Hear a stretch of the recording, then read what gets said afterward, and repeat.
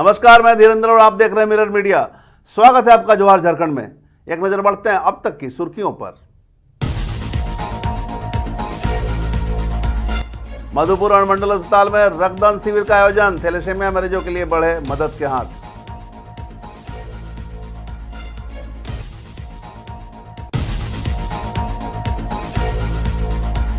देवघर में अनियंत्रित कार बिजली पोल से टकराई, टक्कर से कार बुरी तरह हुई क्षतिग्रस्त।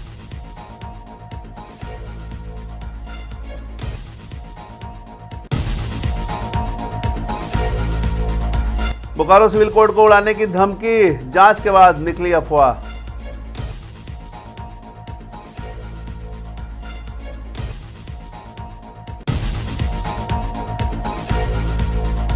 सदन में विधायक राज ने उठाया एसएनएमसीएच की बदहाली और चौकीदार पदस्थापना का मुद्दा, समाधान की मांग।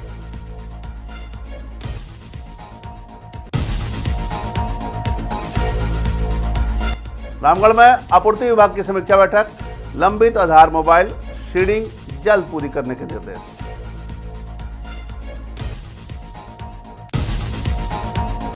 और अब खबरें विस्तार से।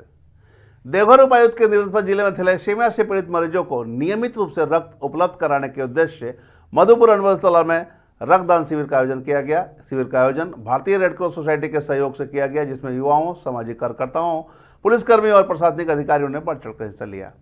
रक्तदान शिविर के दौरान डॉक्टरों और स्वास्थ्यकर्मियों की टीम ने रक्तदाताओं की पहले स्वास्थ्य जांच की, उसके बाद सुरक्षित तरीके से रक्त संग्रह किया। शिविर में पहुंचे लोगों ने स्वेच्छा से रक्तदान कर मानवता की मिसाल पेश की।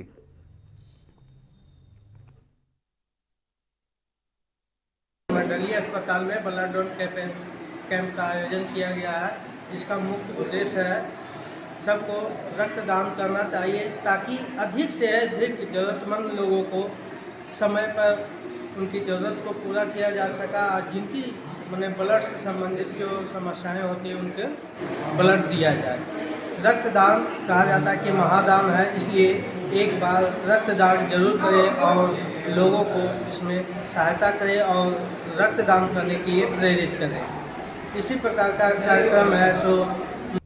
देवघर में देर रात एक सड़क हादसे से इलाके में अफरा तफरी मच गई। जटाई मोड़ के पास देवघर कॉलेज के पिछले गेट के समीप एक कार अचानक अनियंत्रित होकर सड़क किनारे लगे बिजली के पोल से जा टकराई। बताया जा रहा है कि यह घटना रात करीब 2:30 से 3 बजे के आसपास हुई है। हादसे के बाद तेज आवाज सुनकर आसपास के लोग मौके पर पहुंचे और कुछ ही देर में वहां लोगों की भीड़ जुट गई। स्थानीयों ने तुरंत इसकी सूचना पुलिस को दी। गनीमत रही कि इस हादसे में किसी के हताहत होने की खबर नहीं है। हालांकि कार को काफी नुकसान हुआ है। पुलिस मामले की जांच में जुट गई है। 2:30-3 बजे के आसपास लाइन कटा हुआ था, शायद उस समय ही एक्सीडेंट हुई है। अच्छा, ये कहाँ पर घटना हुई है? ये सलोना टाल पड़ रहा है, ये हरिजन हॉस्पिटल के सामने है। बोकारो सिविल कोर्ट को ईमेल के जरिए 14 साइनाइड बम से उड़ाने की धमकी मिलने के बाद इलाके में हड़कंप मच गया।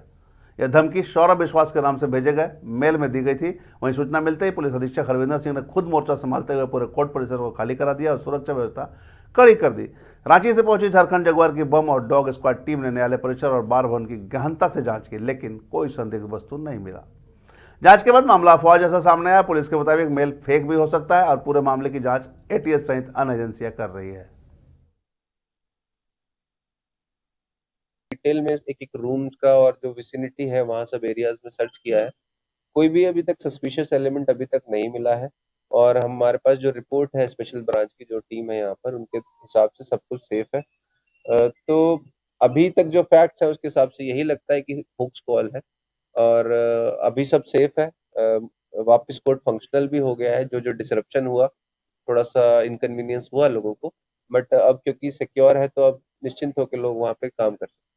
डरने की जरूरत नहीं है। कोई डरने की जरूरत नहीं है। अभी ऐसी कोई भी बात की पुष्टि नहीं हुई है। आप अपना नॉर्मल अपनी जैसा आपका रूटीन है उसको फॉलो कर सकते हैं। वो तो नाम है, अब वो सही है कि नहीं वो वेरिफिकेशन का सब्जेक्ट है। और बात रही जो उसमें लिखा है कंटेंट मैंने आपको पहले भी बोला, कहीं ना कहीं उसमें आपस में कॉन्ट्राडिक्शंस है जो उसने ऑर्गेनाइजेशन का मेंशन किया है और जो मैटर किया है। धनबाद विधायक राज सिन्हा ने सोमवार को सदन में जनहित से जुड़े कई महत्वपूर्ण मुद्दे उठाए। उन्होंने एसएनएमसीएच में ब्लड कंपोनेंट सेपरेटर खराब होने का मामला सदन में उठाया। विधायक ने कहा कि अस्पताल का एक मशीन बंद है, जबकि दूसरा करीब 10 साल पुराना औजार हो चुका है, जिससे मरीजों को परेशानी हो रही है। विधायक ने यह भी कहा कि ब्लड ट्रांसपोर्टेशन वैन की व्यवस्था नहीं होने से मरीजों और उनके परिजनों को रक्त लाने और सुरक्षित रखने में काफी समस्याओं का सामना करना पड़ता है। अध्यक्ष महोदय, धनबाद के मेडिकल कॉलेज SNMMCH में जीवन रक्षक उपकरण ब्लड कंपोनेंट सेपरेटर बंद व खराब अवस्था में है और दूसरे की स्थिति जर्जर है जो 10 वर्ष पुरानी है। ब्लड ट्रांसपोर्टेशन वैन की अनुपलब्धता के कारण स्थानीय आम जन को ब्लड लाने तथा स्टोरेज में काफ़ी कठिनाइयां हो रही हैं। अतः उक्त मेडिकल कॉलेज एंड अस्पताल में ब्लड कंपोनेंट सेपरेटर तथा ब्लड ट्रांसपोर्टेशन वैन उपलब्ध कराई जाए। रामगढ़ में जिला आपूर्ति कार्यालय द्वारा किए जा रहे कार्यों की समीक्षा को लेकर उपायुक्त फैजक अहमद मुमताज की अध्यक्षता में बैठक आयोजित की गई। इस दौरान उपायुक्त ने पिछले बैठक में दिए गए निर्देशों के अनुपालन की जानकारी ली और प्रखंड आपूर्ति पदाधिकारी से Aadhaar seeding, mobile number seeding, PVTG डाकिया योजना और खाद्यान्न आपूर्ति की स्थिति पर प्रखंडवार रिपोर्ट मांगी। उन्होंने राशन कार्ड लाभुकों को लंबित आधार और मोबाइल सीडिंग कार्य जल्द पूरा करने के निर्देश दिए। साथ ही PVTG डाकिया योजना के तहत लाभुकों को समय पर राशन उपलब्ध कराने और गोदाम में खदान के सही रखरखाव को लेकर भी आवश्यक दिशा निर्देश दिए। देवघर में 3 दिवसीय सनातन धर्म समागम के अंतिम दिन मां बहुचरा देवी और काल भैरव की मूर्तियों की प्राण प्रतिष्ठा विधि विधान और वैदिक मंत्रोच्चारण के साथ संपन्न हुई। इस धार्मिक आयोजन का नेतृत्व झारखंड की किन्नर महामंडलेश्वर राजेश्वरी नंदगिरी ने किया। कार्यक्रम में देश के विभिन्न राज्यों से आए संत, महात्मा, महामंडलेश्वर और बड़ी संख्या में श्रद्धालु शामिल हुए। 3 दिनों तक चले इस आयोजन में यज्ञ, हवन, भजन, कीर्तन और प्रवचन का आयोजन किया गया, जिससे पूरा वातावरण भक्तिमय बना रहा। श्रद्धालुओं ने पूजा अर्चना कर सुख समृद्धि और विश्व कल्याण की कामना की। आयोजकों का कहना है कि ऐसे आयोजन से सनातन संस्कृतियों को बढ़ावा मिलता है। पहले तो ओम नमो नारायण, हर हर महादेव, जय श्री महाकाल, जय बाबा बैजनाथ। जैसे कि आप लोग सब कोई जान रहे थे कि हमारे आश्रम में 3 दिवसीय कार्यक्रम चल रहा था। 7 को कलश यात्रा था, 8 को नगर भ्रमण और आज 9 को मूर्ति का प्राण प्रतिष्ठा। और हम लोग बाबा बैजनाथ के नगरी में गए। हमारे अखाड़े की जितने भी आचार्य महामंडलेश्वर और जितने भी महामंडलेश्वर महंत, श्री महंत, साधु संत, सबको हम लोग जाके बाबा बैजनाथ का दर्शन किए। उसके बाद फिर हमारे बटुक जी आए थे, उनका सम्मान हुआ। फिर कल जैसे कि हमारे 2 श्री महंत, 1 महामंडलेश्वर का पट्टाभिषेक हुआ। और मैं सारे देवघर की जनता को मैं धन्यवाद देना चाहूँगा। महामंडलेश्वर राजेश्वरी नंदगिरी ने 3 दिवसीय कार्यक्रम किया और उनके जरिए से हम सब बाबा धाम आए हुए हैं। आज बाबा धाम के बैजनाथ बाबा ज्योतिर्लिंग के दर्शन हुए, माता जी के दर्शन हुए, शक्तिपीठ के, और भव्य कार्यक्रम। विश्व प्रसिद्ध हजारीबाग की रामनवमी को लेकर जिला प्रशासन पूरी तरह अलर्ट मोड में है। त्यौहार के दौरान शांति व्यवस्था बनाए रखने के लिए प्रशासन ने टोल टैक्स चौक पर पुलिस और प्रशासन के संयुक्त मॉकड्रिल किया, दंगा नियंत्रण की तैयारी का प्रदर्शन किया। इस दौरान पुलिस बल ने वाटर कैनन, आंसू गैस के गोले, लाठीचार्ज और जरूरत पड़ने पर फायरिंग की प्रक्रिया का अभ्यास किया। SDO आदित्य पांडे ने बताया कि रामनवमी के मंगल जुलूस के साथ पर्व की शुरुआत हो रही है। ऐसे में प्रशासन पूरी तरह सतर्क है। उन्होंने लोगों से शांति बनाए रखने की अपील की और हाईकोर्ट के निर्देशानुसार चलते डीजे पर पूरी तरह से प्रतिबंध की बात भी दोहराई। उद्देश्य ये था कि जैसा कि आप जानते हैं कि हमारा पूरा का पूरा ये जो मार्च का महीना है, ये सभी धर्मों, सभी संप्रदायों के लिए पर्व और त्योहार का महीना है।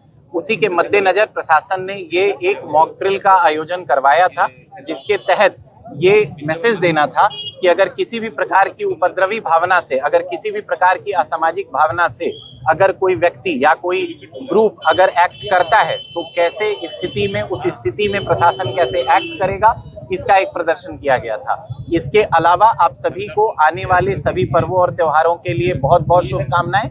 इसके अलावा एक चीज सभी आयोजकों को और सभी व्यक्तियों को जो कि प्रशासन चाहेगा कि सर्वविदित हो जाए, वो ये है कि माननीय उच्च न्यायालय के जुलाई 2024 के हजारीबाग रेलवे स्टेशन के समीप सोमवार को एक दर्दनाक रेल हादसे में एक युवक की मौत हो गई।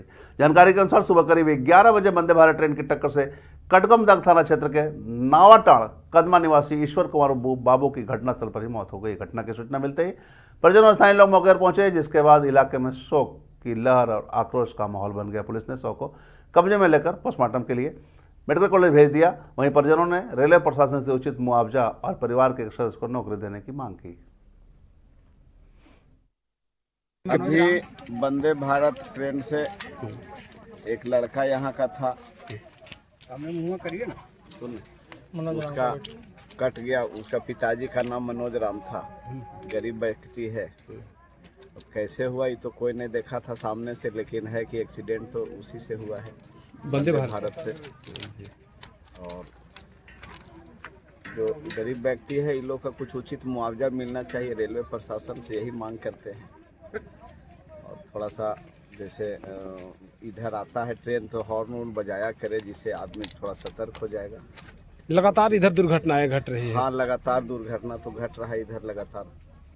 धनबाद में सोमवार को हुई बेमौसम बारिश ने शहर की नगर व्यवस्था की पोल खोलकर रख दी। करीब 2 घंटे तक हुई तेज बारिश के बाद शहर की कई प्रमुख सड़कें, चौक चौराहे और बाजार इलाके जलमग्न हो गए। सड़कों पर पानी भर जाने के कारण यातायात व्यवस्था पूरी तरह प्रभावित हो गई और कई जगहों पर वाहनों की लंबी कतारें लग गई। 2 पहिया 4 पहिया वाहन चालकों को काफी परेशानियों का सामना करना पड़ा। वहीं कई जगहों पर लोग पानी के बीच पैदल चलने को मजबूर दिखे। स्थानीयों का कहना है कि हर साल बारिश में यही हालात बनते हैं, लेकिन निगम की ओर से अस्थायी समाधान के लिए कोई ठोस कदम नहीं उठाया जाता। और जो आज झारखंड में अब तक बस इतना ही। देश और दुनिया की तमाम खबरों के लिए बने रहे मिरर मीडिया के साथ।